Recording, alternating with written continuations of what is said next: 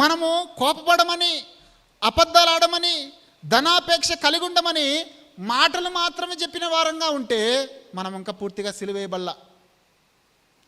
అలాంటి పరిస్థితులు వచ్చినప్పుడు మనం లోబడిపోతున్నామంటే ఇంకా మనం పూర్తిగా సిలువేయబల్లా.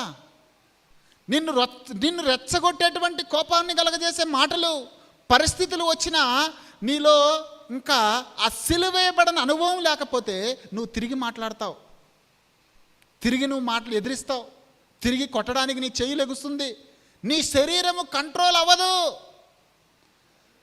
ఆ సాధుర్ సుందర్ సింగ్ గారిని ఎంత ప్రేరేపించినారంట.